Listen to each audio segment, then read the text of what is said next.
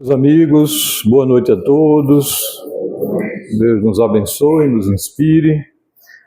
É uma alegria. Primeiro me digo honrado, feliz pelo convite da instituição. Agradeço a direção da casa, agradeço a nossa companheira Mônica, que está aqui dirigindo a reunião, o nosso querido Beto, o nosso Jairo aqui. Agradeço penhoradamente a todos aqueles que participaram da arrumação desse salão, da limpeza do salão, da manutenção da casa. Muitas vezes esquecemos esses pequenos gestos, essas pequenas atitudes, essas pequenas tarefas que são absolutamente necessárias para o nosso bem-estar. Mas agradeço em especial nessa noite a presença de cada um de vocês aqui. É uma alegria imensa estar aqui e agradeço pelo esforço. Esforço, naturalmente, de sair das casas de vocês nessa noite, poderiam estar descansando, desempenhando outras tarefas, mas estão aqui conosco nessa noite.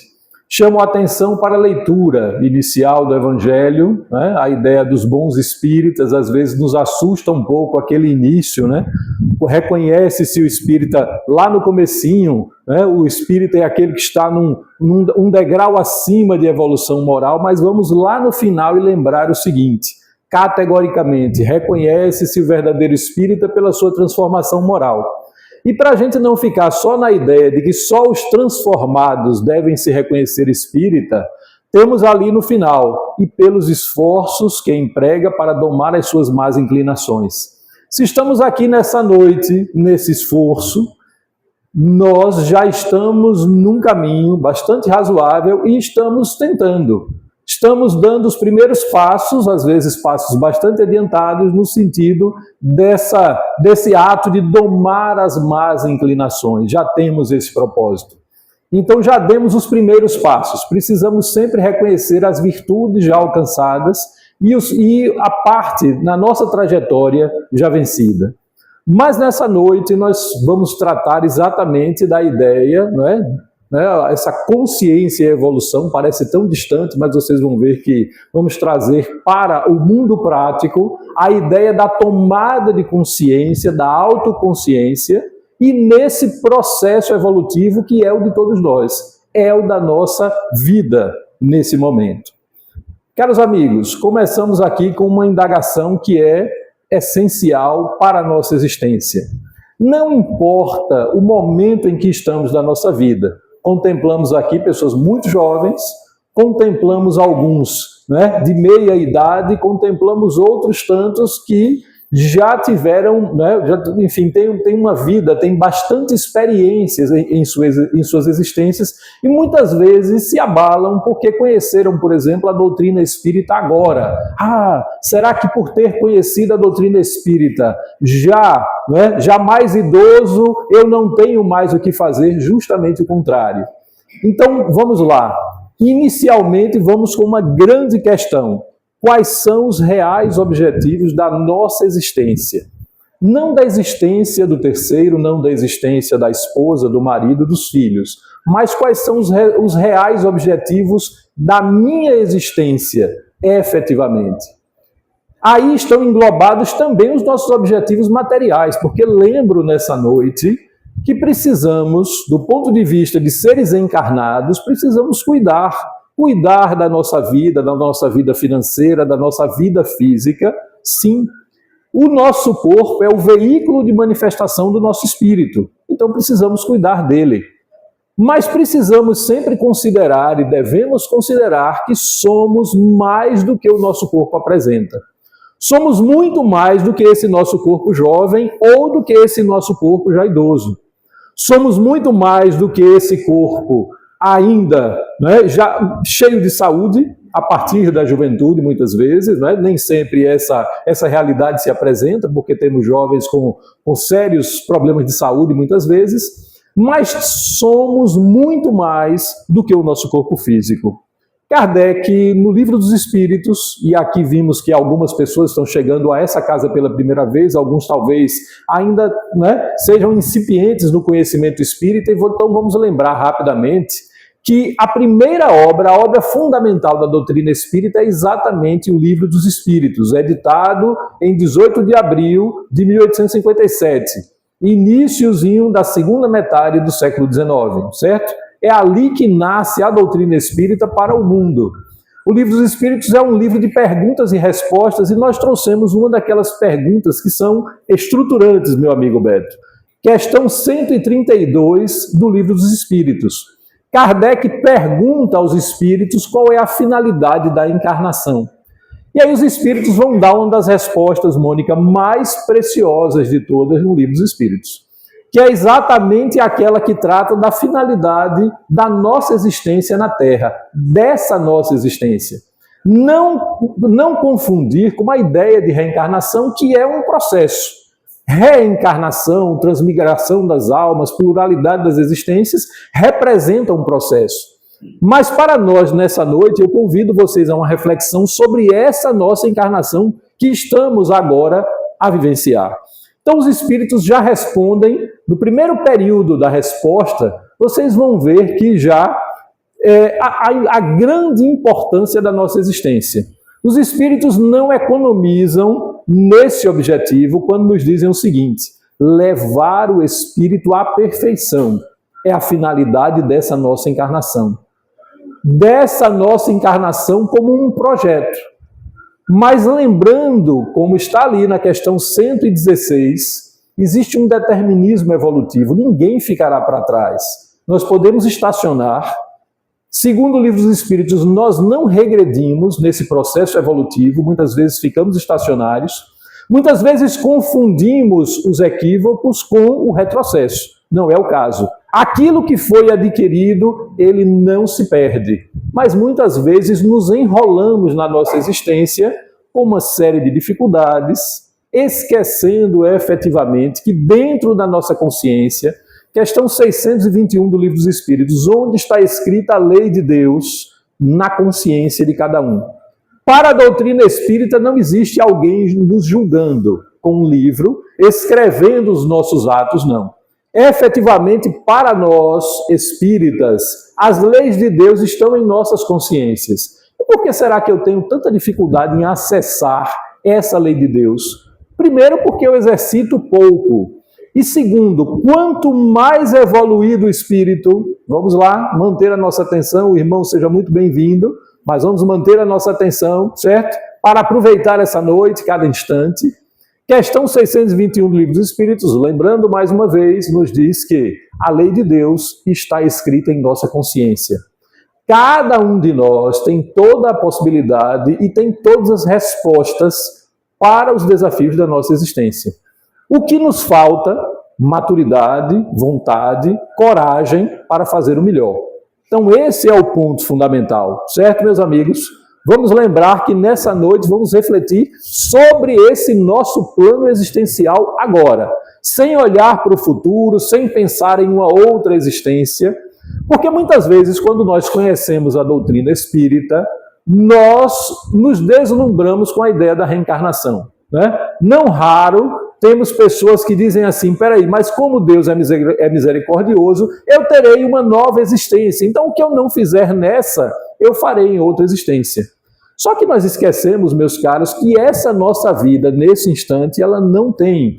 Nós nunca, como espíritos imortais, teremos uma nova existência igual a essa. O que é que eu estou dizendo de existência igual a essa? Tudo que vocês podem imaginar de suas existências.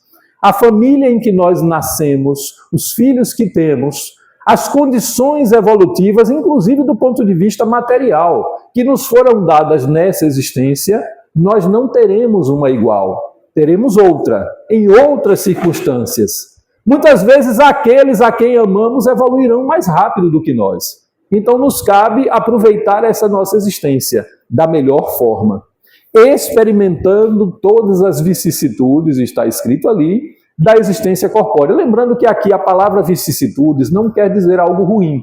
Vicissitudes aqui tem o sentido da experiência natural da vida. Então, experimentando todas as nossas experiências nessa nossa existência. Ponto fundamental. E muito interessante, né? Quando tratamos da ideia de expiação e de missão. Essa questão 132, ela é completa no sentido da finalidade da encarnação. Lá no começo, só para relembrar, qual é a finalidade? Alcançar a perfeição. Dentro desse alcançar a perfeição, nós vamos ter experiências expiatórias e experiências missionárias. E digo a todos vocês, todos nós temos experiências expiatórias, temos traços de expiação em nossas existências, todos. Por quê? Porque temos compromissos anteriores. E aí nos diz Emmanuel no livro Consolador, que é uma outra obra básica da doutrina espírita, nos diz Emmanuel que o processo expiatório é aquele pagamento de uma dívida que nós contraímos com a lei divina. Então, quem de nós, nessa nossa existência, pode bater no peito e dizer que não tem nenhuma dívida passada? Seguramente tem.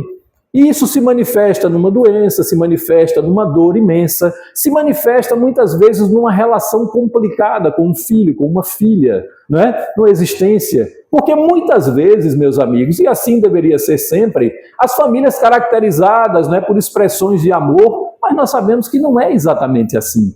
Quantas vezes, a partir da gestação, a mãe e o pai, não é? Um ou outro, ou às vezes os dois, tem uma profunda resistência em amar aquele filho que vem.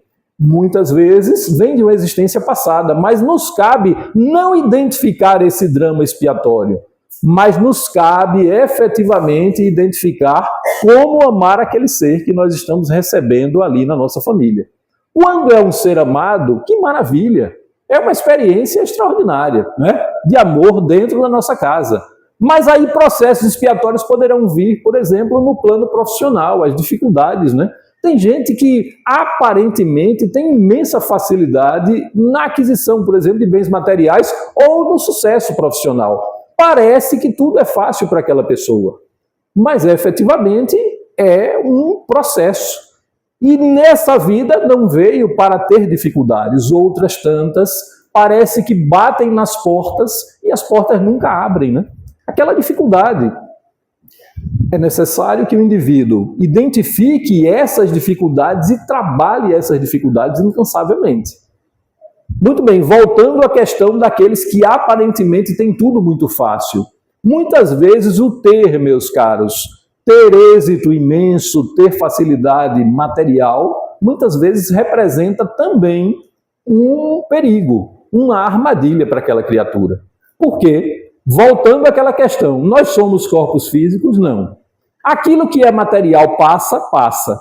Efetivamente, temos que buscar evoluir o quê? A nossa essência, nas condições em que estivermos.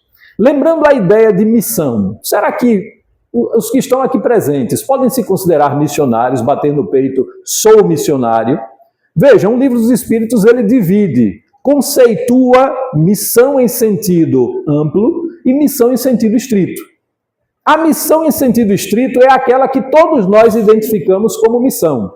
Aí vamos lembrar de figuras, avatares, seres extraordinários que encarnaram na Terra. Só para não ficar nos espíritas, vamos lembrar de Irmã Dulce, né? Líder, né, católica, mas extraordinário ser, espírito extraordinário, que deixou uma marca profunda na Terra que até hoje está aí.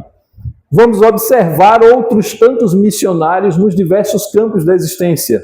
No campo religioso, citei uma, vamos lembrar, por exemplo, no campo da física, né? Aqueles indivíduos que trazem em seus processos reencarnatórios a missão de revolucionar um determinado campo da ciência.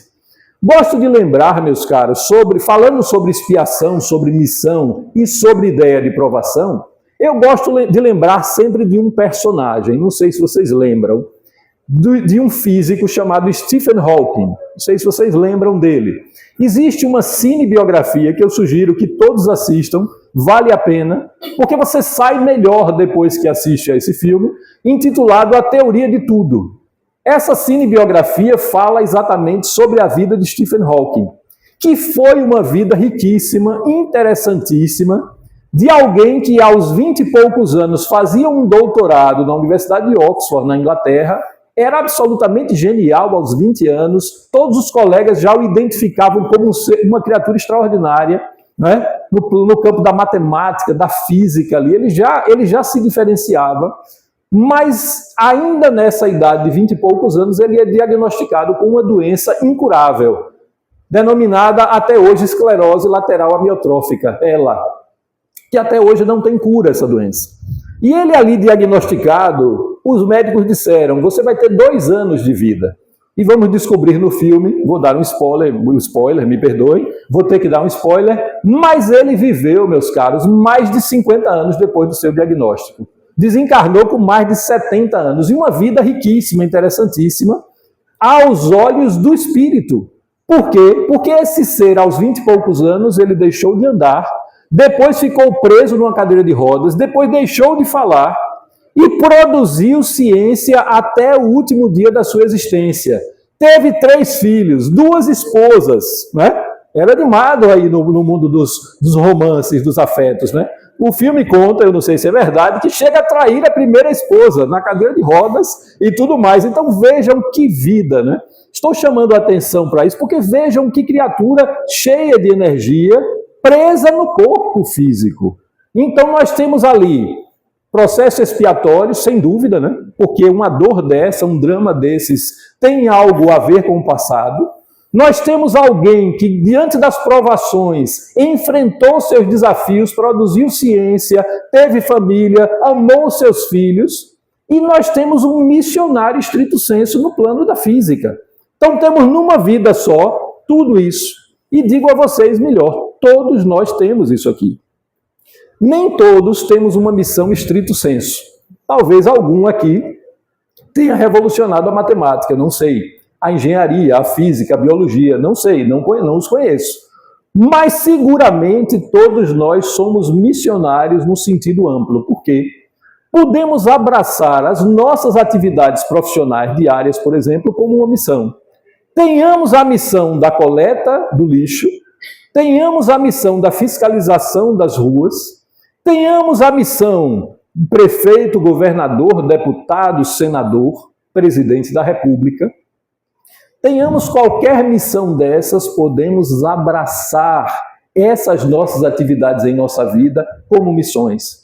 Mas eu levanto um outro desafio. Todos os pais e mães aqui presentes têm uma missão, e essa é estrito sensu, muito clara. Eu tenho uma missão em minha casa, é a única que eu confesso a vocês, identifico como estrito sensu. Tem 15 anos, está mais alto do que eu. Essa é a minha missão lá, nessa existência. O resto, para mim, é experiência. Estar aqui com vocês não reconheço como missão, mas reconheço como algo que eu posso fazer de melhor. Lembro sempre que nós espíritas não temos uma hierarquia sacerdotal, não somos sacerdotes, certo? Não temos uma estrutura hierárquica dentro da doutrina espírita. No meu caso, particularmente, lhes digo, a doutrina espírita me fez bem há 30 anos e aí, né, eu não nasci num lar espírita, mas ingressei na juventude, né, fui de movimento juvenil espírita e a partir dali achei interessante e passo a divulgá-la. Mas essa é a ideia, com a minha atividade profissional, a minha atividade familiar, uma vida como qualquer outra, com os mesmos desafios grandes e pequenos. Então vamos todos pensar nisso, não importa a existência que tenhamos, também não importa, meus caros, o que fizemos até aqui. O que fizemos até aqui de bom é patrimônio nosso. O que foi negativo, o que identificamos como negativo, é sempre momento para transformar. No final da questão 132, os espíritos ainda nos dizem o seguinte: essa existência serve para dotar o espírito das condições necessárias ao enfrentamento da sua parte na obra da criação. Aí digo a vocês, no dia que a gente acordar um pouquinho deprimido, meio abatido, vamos ler a questão 132, que ela nos animará. E nesse final, vejam, os espíritos nos colocam como co-criadores de Deus. Os espíritos nos colocam como missionários de Deus, efetivamente, todos nós, independente da nossa condição, certo? Então, essa é a ideia nessa noite. A doutrina espírita, ela precisa ser transformadora para nós. Nós vamos nos transformar amanhã, no instante seguinte, no minuto seguinte, necessariamente daqui a um ano, não. Esse processo é nosso. Mas precisamos, dentro desse processo, trago a capa aqui de um livro, que é um livro também fundamental da doutrina espírita, Problema do Ser, do Destino e da Dor, do grande autor Leon Denis, que não era um espírito, era um autor do mundo físico aqui, continuador de Allan Kardec, não obstante sendo ele médium, diferente de Kardec, que não sabemos exatamente, mas que não era médium. Kardec é o codificador, entrevista os espíritos através de diversos médiuns, mas ele próprio não psicografa, né? Esse autor aqui também não, mas é considerado um dos grandes filósofos do espiritismo, um continuador. Essa obra é muito interessante. E aqui ele nos traz, para a noite de hoje, algo fundamental, a necessidade do autoconhecimento. Já descobrimos que nós temos as nossas missões, mas para esse nosso processo evolutivo é essencial que examinemos exatamente qual é a nossa realidade atual. Quais são as nossas virtudes, quais são os nossos defeitos. Aí nos diz lá Leon Denis, não há progresso possível sem a observação atenta de nós mesmos. É necessário vigiar todos os nossos atos impulsivos para chegarmos a saber em que sentido devemos dirigir nossos esforços para nos aperfeiçoarmos. Mas aqui lembro algo muito importante. Quando a gente começa nesse exercício de autoconhecimento, a primeira coisa que a gente faz, se a consciência já está meio pesada, se nós temos alguma consciência como espíritas já, vem uma dor grande, vem um julgamento. E esse é o ponto dessa noite. Autoconhecimento não quer dizer autojulgamento. Precisamos nos distanciar nesse exercício de autoconhecimento. É um exercício. Porque senão nós caímos na culpa. Diz-nos Joana de Ângeles, num dos seus livros extraordinários, Momentos de Alegria, ela ali nos diz o seguinte, a culpa, ela só serve para aquilatar o tamanho do nosso erro, somente. A culpa não é para ficar sendo repisada, não é para viver culpado, se sentindo culpado pelo que já fez. A ideia aqui, meus amigos, é uma ideia de olhar para a frente e não ficar olhando para trás. Olhar o passado e identificar esse passado, ele só serve para uma coisa, para acertar o nosso caminho, recalibrar o nosso GPS. Tudo que fizemos até aqui valeu para nós, é o nosso patrimônio espiritual. Mas o que importa mesmo é o que faremos a partir de agora, certo? Então essa é a perspectiva dessa noite. Então autoconhecimento não é autojulgamento. Autoconhecimento é a identificação das nossas dificuldades, onde é que os nossos calos apertam, onde é que eu erro mais, porque todos nos equivocamos. Cada um de nós, Deus não trabalha com cópias, Só trabalhou com originais. Diz-nos Joana de Ângeles, o processo de ascensão libertadora é pessoal e é intransferível. Por mais que amemos, por exemplo, os nossos filhos, não podemos evoluir por eles. Da mesma forma que a gente não pode fazer aquela prova da escola,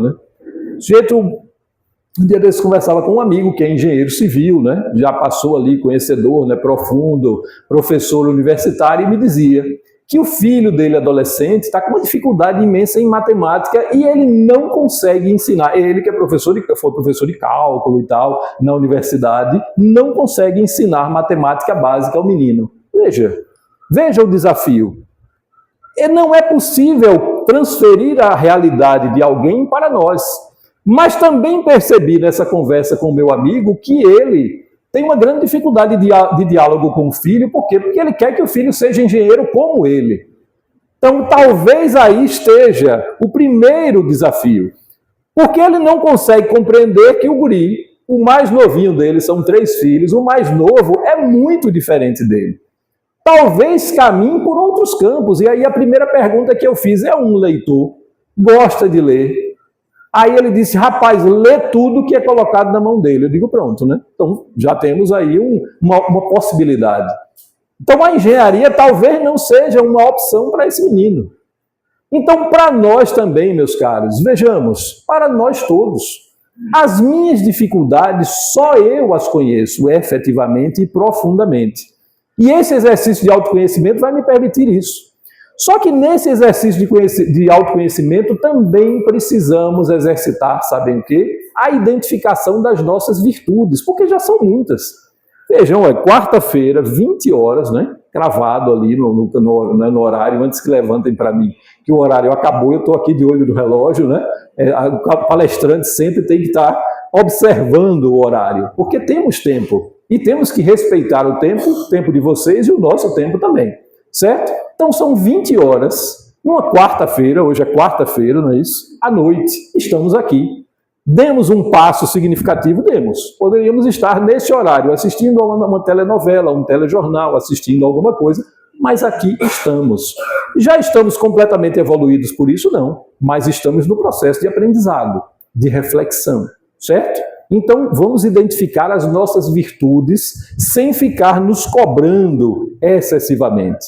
Vamos tratar de reencarnação rapidinho aqui, para não esquecer dela, para traçar uma diferença clara entre essa ideia que queremos trazer na noite de hoje de encarnação, dessa nossa existência, e processo reencarnatório. Vamos lembrar, meus amigos, antes de entrar no conceito, rapidinho o seguinte: a doutrina espírita criou o conceito de reencarnação? Não. O próprio Kardec, no Livro dos Espíritos, ele vai detalhar isso num ensaio enorme. O capítulo de reencarnação no Livro dos Espíritos é um dos maiores. E ali Kardec vai esclarecer historicamente, quem gosta de história como eu, sabe disso. Nós sabemos que as tradições orientais já trazem uma ideia de reencarnação há milênios, muito antes de outros conceitos, certo? Então é importante lembrar que a doutrina espírita ela não cria a reencarnação, mas a doutrina espírita tem a reencarnação como princípio nessa ideia de processo evolutivo, certo? Para nós, somos criados simples e ignorantes, né? Ignorante aqui não é aquele ignorante que meus conterrâneos de Frei Paulo dizem, não. Aqui o ignorante é aquele que desconhece as coisas, certo? Então nós ignoramos. Ali o Livro dos Espíritos diz-nos algo importantíssimo, que muitos esquecem, meu amigo Beto. Sabe o que é? Vejamos nós o seguinte: é necessário passar pela fieira do mal nesse processo evolutivo. Fieira do mal, não. A fieira da ignorância, ignorar, não saber é uma coisa. Passar pela fieira do mal é outra, certo? Então, necessariamente, não passamos por essa fieira do mal. Lá o Livro dos Espíritos também nos diz o que seria o mal, tudo aquilo que é contrário à lei de Deus. As nossas consciências, de todos nós, a maioria adultos aqui, né, pouquíssimas crianças presentes, todos nós somos adultos e vou tratá-los, né, como adultos, todos nós sabemos, basicamente, dentro da nossa existência, o que é bom e o que é ruim. Sabemos mesmo, está lá. E quanto mais evoluídos, quanto mais estudarmos, quanto mais refletirmos, a nossa consciência vai reclamar mais. Por quê? À medida em que vamos subindo ali de patamar evolutivo, a nossa consciência nos cobra um comportamento melhor. E isso é absolutamente natural.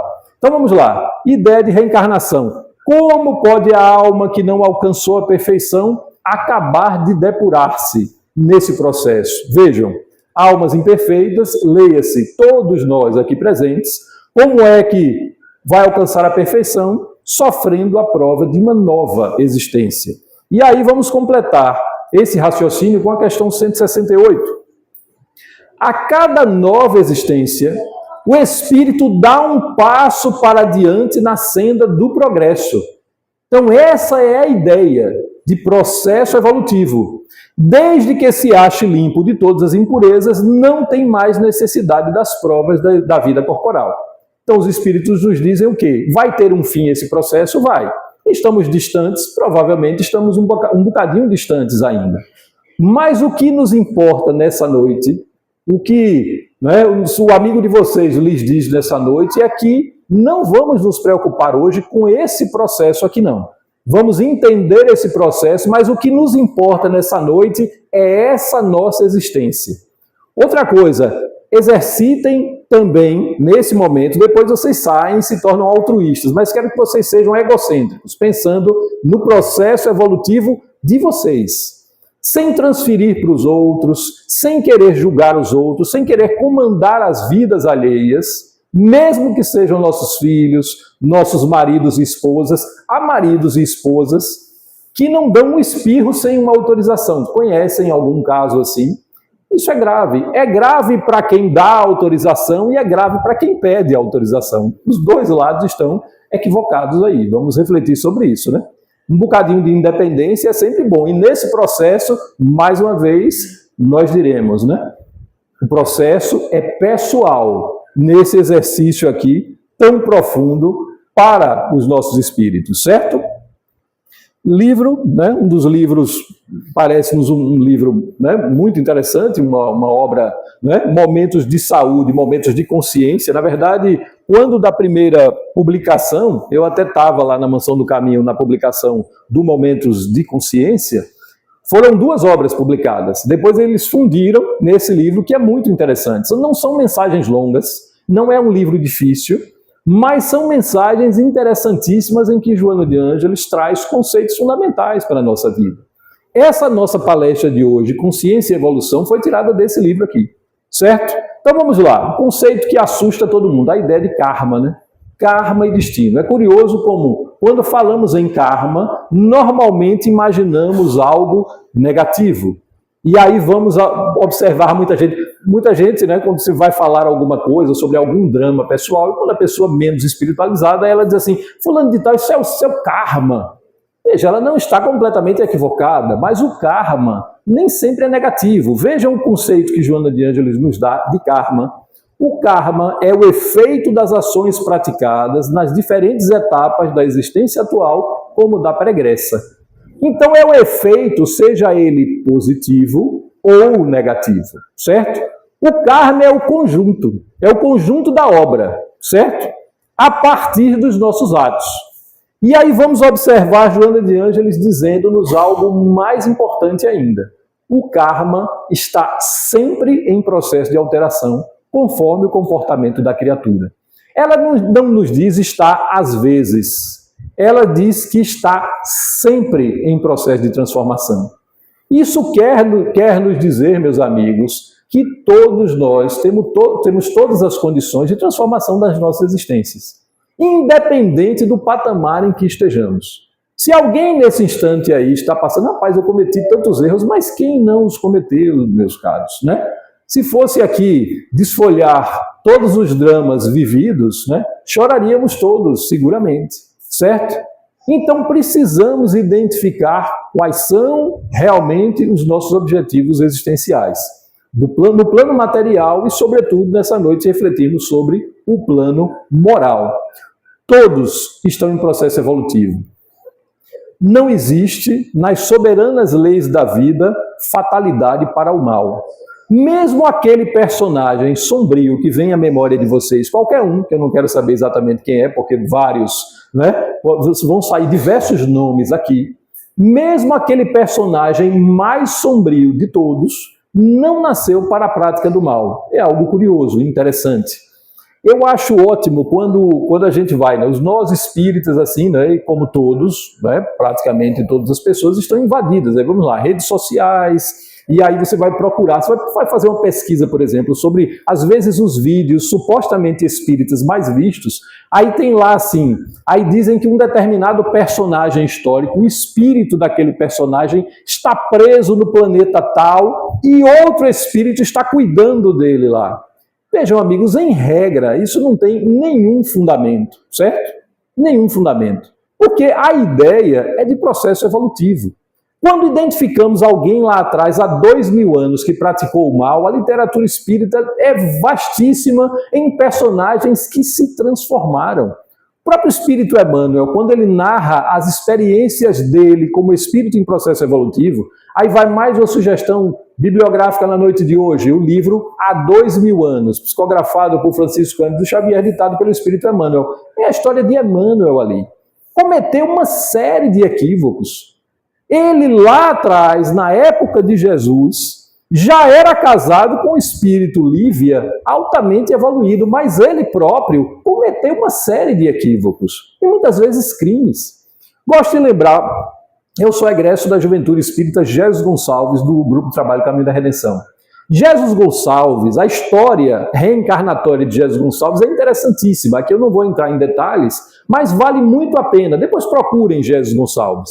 Jesus Gonçalves, na época ali em que ele conviveu, por exemplo, com Agostinho, o bispo de Hipona, ali estamos falando em algo como no século XIV, né? Século XIV já é ele em outra reencarnação, mas no século IV, ele como Alarico, rei dos visigodos, uma criatura horrorosa, terrível, certo? Alarico, depois procurem, Alarico, rei dos visigodos, líder de um dos povos bárbaros, invasores de Roma. Ali era o espírito de Jesus Gonçalves, que hoje está evoluidíssimo.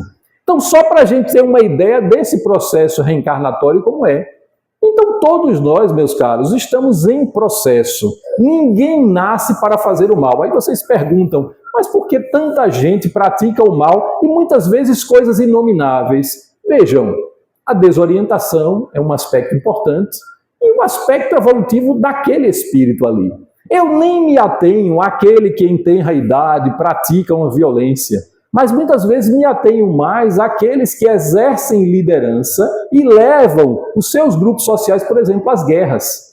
Será que quando a gente imagina que alguém liderando o seu país levou o país a uma guerra, isso estava previsto nas leis divinas? Não. Aquele indivíduo assume o poder para fazer o bem. Só que o mal ainda está nele. E aí vamos observar essa vida de Jesus Gonçalves. Por exemplo, Jesus Gonçalves foi o cardeal Richelieu, primeiro-ministro de Luís XIII, que levou a França a diversas guerras, certo? Quando Jesus Gonçalves renasce como Richelieu, era para conciliar a França e a Inglaterra. Só que ele não consegue fazer. A soberba, o orgulho, a arrogância não permitem. Depois ele vem e lidera um grupo e quando nessa existência mais próxima, funda um centro espírita dentro de uma comunidade de 4.000 leprosos rancenianos no interior de São Paulo. Então vejam que ele também exerce uma liderança ali, só que uma liderança para o bem. Dá para entender isso? Vamos lá, vamos seguir. Então não existe nas soberanas leis da vida fatalidade para o mal. Todo o mal que enxergamos é essa dificuldade da criatura em acessar a própria consciência, certo? Então, mas só que o que é que nos importa? O que foi que o amigo de vocês disse há 10 minutos? Hoje vamos ser egocêntricos, vamos pensar no nosso processo evolutivo. Não ficar cobrando dos outros, não ficar olhando para os outros, mas vamos fazer um planejamento nosso próprio. Continuando aqui com Joana de Ângeles, quando no texto que é base dessa nossa palestra de hoje. Nunca te entregues à desesperança. Nunca te entregues ao abandono. Não és uma pedra solta no leito do rio do destino a rolar incessantemente. Diz-nos mais Joana de Ângeles. Tens uma meta que te aguarda e que alcançarás. E ela não diz talvez alcançarás. Ela diz que essa meta será sim alcançada. Toda a nossa existência, ela tem uma finalidade própria. Quando a gente para de identificar, meus amigos, essa finalidade das nossas existências, estamos num processo difícil. Todos nós, todos aqui presentes, reflitamos sobre isso. Como somos importantes. Primeiro exercício da noite. Imagine você fora da sua família, por exemplo. Longe da sua família. Desaparecemos, desencarnamos hoje. O que é que nós vamos deixar para trás? Será que deixaremos alguém sofrendo? Será que deixaremos um legado feliz em nossa família, no seio dos nossos familiares ou não? Ou será que não faremos falta? Quem concluir que não vai fazer falta, reveja a sua existência. Primeiro eu digo, está equivocado. Vai fazer falta sim, não tenha a menor dúvida. Mas se está em dúvida quanto a isso, a partir de agora deixe um legado. Construa esse legado. Legado do ponto de vista material, até pode ser também, mas não é sobre isso que estamos falando nessa noite. A ideia aqui, meus caros, é um legado do ponto de vista espiritual. Que sejamos inspiradores, né? Que não fiquemos cobrando, por exemplo, as pessoas por algum tipo de conversão religiosa, que é outro aspecto importante, né? O espírita precisa respeitar as religiões dos outros, sempre.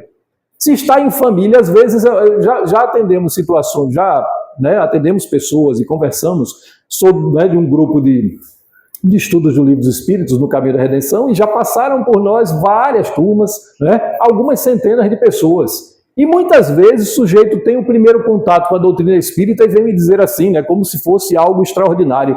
Rapaz, fulano de tal em minha casa, meu pai é evangélico, minha mãe é católica, minha irmã é umbandista, eu me sinto tão só em minha casa. Eu digo, meu amigo, reveja, reveja a sua posição. Porque, na verdade, a sua questão não é que as outras pessoas, elas professam outras religiões. A sua questão é que você está mal situado na sua família.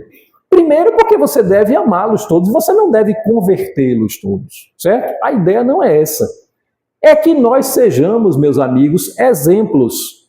Aí eu trago mais uma vez o texto lido aqui. Reconhece-se o verdadeiro espírita, aí os espíritas disseram, pela capacidade de conversão, de você converter os outros, não. Reconhece o verdadeiro espírita pela sua transformação moral e pelos esforços que emprega para domar as suas más inclinações, as minhas más inclinações, não as dos outros. Porque o nosso exemplo, meus caros, arrasta. A família espírita, maravilha, Fica mais fácil, sempre fica mais fácil. Mas vejamos o seguinte, temos que respeitar aqueles que pensam diferente de nós. Isso é essencial.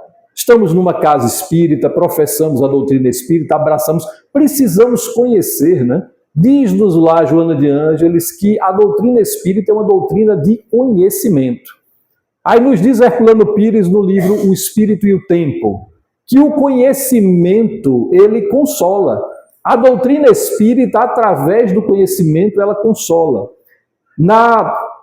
Agora, no ano passado, nós tivemos um casal amigo, por exemplo, casal amigo que frequentou o nosso estudo do Livro dos Espíritos. Meus amigos há décadas. Foram meus colegas de faculdade, os dois casaram-se e tal, tiveram um filho. Esse filho adolescente, contraiu, ele já tinha uma doença genética, algo de origem ali. E ainda em tenra idade, ainda adolescente, era colega do meu filho de escola, coleguinha de alfabetização e tudo mais, desencarnou essa criança.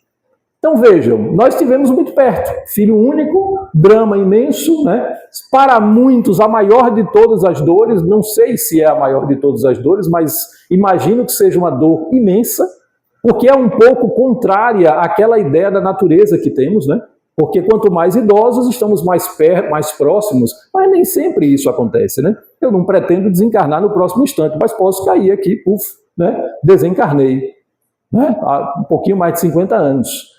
Mas vejamos o seguinte, esse casal amigo, o marido era agnóstico, a esposa era espiritualista, interessada em uma série de conceitos, inclusive conceitos espíritas. Os convidamos, só convidamos, para participar do estudo. Ao final do curso do Livro dos Espíritos, esse meu amigo chega a mim e diz, você fez por mim o que nesse momento da minha existência ninguém fez, que foi me mostrar que meu filho continua vivo. Então vejam, isso, meus amigos, não existe maior exemplo de transformação e não existe maior acolhimento. Vejam, nós nos considerarmos espíritos imortais, os nossos filhos continuarão sendo nossos amados, nossos amores espirituais. Então isso é transformador. Aqueles que se vão, não se vão definitivamente, nós vamos reencontrá-los. Então, através desse conhecimento, nós encontramos a consolação, encontramos a harmonia, encontramos muita paz, certo? Então vamos lá. Tens uma meta que te aguarda e que alcançarás. Todos temos metas. Em tua origem és luz, avançando para a grande luz. A grande luz está escrita aqui ali em letras maiúsculas. Quem identifica aí a grande luz? Nós somos luz, nascidos de quem? Geneticamente, do ponto de vista espiritual, nós somos filhos de quem, como espíritos imortais? De Deus. A grande luz sagrada é Deus. Aquela inteligência suprema, a causa inicial de todas as coisas. Então, quando nós proferimos um Pai Nosso como esse que foi proferido aqui na abertura da nossa noite, será que todos nós já refletimos que quando consideramos Deus como Pai, consideramos toda a humanidade como irmãos também? Precisamos refletir sobre isso e não ficar recitando à toa, sem refletir. Falar alto, falar baixo, recitar junto, recitar em comunidade ou sozinho em casa, não tem nenhum problema. A grande questão é meditar sobre aquilo que estamos dizendo. Em tua origem és luz, avançando para a grande luz. Diz-nos mais Joana de Ângeles, tudo podes se quiseres, tudo lograrás, tudo alcançarás, se te dispuseres. Absolutamente tudo, certo? Reflitamos sobre isso. Depende de quem? Depende do meu filho, depende do marido, da esposa, da minha mãe, do meu pai? Não. É curioso, né? Falar em mãe e pai me lembra muito aquela reflexão em que, né? Vai conversar às vezes com uma pessoa de 50 anos, de 60 anos, e ela ainda consegue lembrar de uma mágoa passada de um pai, de uma mãe, e ela muitas vezes atribui os desastres da existência dela por conta dessa infância dolorosa. Meus caros, lógico que exerce alguma influência, mas a essa altura, meus amigos, precisamos considerar e abraçar com coragem as nossas existências. É responsabilidade nossa a nossa existência, não é dos outros. Não atribuir ao pai, e aquele que não teve pai, não teve mãe, é um órfão da vida, na vida física, é um órfão e é um ser extraordinário, que revoluciona o seu grupo social. Não teve nada disso. Então, pensemos, reflitamos sobre isso. Diz-nos aí Joana de Ângeles, né? Começo aqui o encerramento, né? Grato a vocês, nossos votos de saúde e paz, mas eu finalizo lembrando, nesse processo aqui de consciência e evolução, existe um poema, e vamos lembrar aqui mais uma sugestão bibliográfica nossa. O livro Parnaso de Além-Túmulo é a primeira obra, foi a primeira obra publicada pela Federação Espírita Brasileira da psicografia de Chico Xavier. Ela foi publicada em 1932. Chico Xavier tinha 22 anos. 22 anos, Chico Xavier já não enxergava direito. Chico Xavier tinha visão subnormal. Chico Xavier estudou muito pouco, teve pouquíssima formação acadêmica e escreve aos 22 anos uma obra. Vejam vocês, manifestam-se nessa obra, depois dela completa, né? Manifestam-se ali mais de 50 poetas do mundo espiritual. São mais de 250 poemas registrados ali. E todos eles com o estilo próprio de cada autor. Aí me digam, né? Isso é um fenômeno ou é uma brincadeira, não é? Porque aos 22 anos mal enxergava e não tinha formação acadêmica adequada. E escreve poesias com métrica. Então eu trouxe para vocês hoje só um exemplo desse livro Parnaso de Além-Túmulo, que tem tudo a ver com a nossa reflexão de hoje.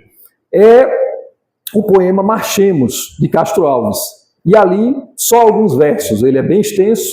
Para não nos cansar, vamos trazer só alguns versos, lembrando o seguinte. Joga o teleprompter aqui, abre aqui. Quem não enxergar, acompanha a minha voz, tá certo? Então vamos abrir aqui o teleprompter. E ali nós temos esses versos. Há mistérios peregrinos, no mistério dos destinos, que nos mandam renascer. Na luz do Criador nascemos, múltiplas vidas vivemos, para a mesma luz volver. É a dor que através dos anos, dos algozes dos tiranos, anjos puríssimos faz, transformando os neros rudes em arautos de virtudes, em mensageiros de paz.